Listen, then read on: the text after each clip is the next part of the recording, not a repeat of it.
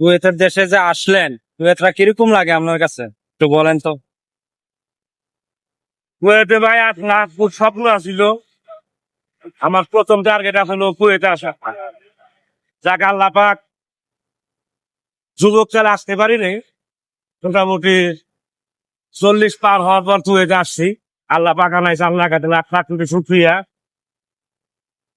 তা কুয়েতের খুবই শুনছি, কুয়েতের দিনার অনেক দাম।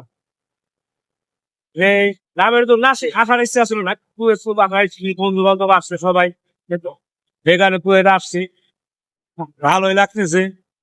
ভালো না লাগে তো থাকতাম না। বউ বাচ্চা রাইখা যাক দোয়া টোয়া কইরেন।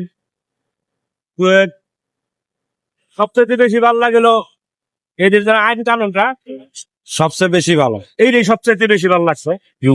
কারণ রায় 2টা 3টা 4টা 5টা নাই, এমন একটা অবস্থা, একা একা আপনি চলতে পারবেন নির্ভয়ে, মহিলার পুরুষ নাই।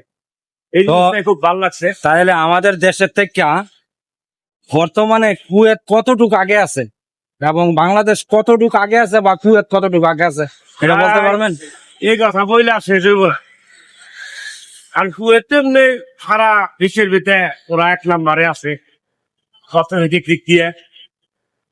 আমরা তো অর্থনৈতিক দিক দিয়ে অনেক পিছিয়ে, তারপরও আর কি আইন কানুনের দিক দিয়েও, আচার আচরণের দিক দিয়েও আমাদের সাথে হাজার গুণে আগায় আছে। আমরা যে এখন যাইতেছি এটা ফ্লাইওভার, এই 30 নাম্বার রোডে কুয়েত তারপরে আবার কতটা ফ্লাইওভার আছে। ভাই আবার এটা ভাইবেন না আপনারা যে আমরা দেশের বদনাম করি, নিজের দেশ না বদনাম তো করতেছি না। এটি সত্য, কিন্তু যেটা বাস্তব সত্য কথা সেটাই বললাম। আর এই যে দেখুন কতটা লাইনে গাড়ি চলতেছে, একটা লাইনে যাইতেছে আর একটা লাইনে গাড়ি আইতেছে নাকি।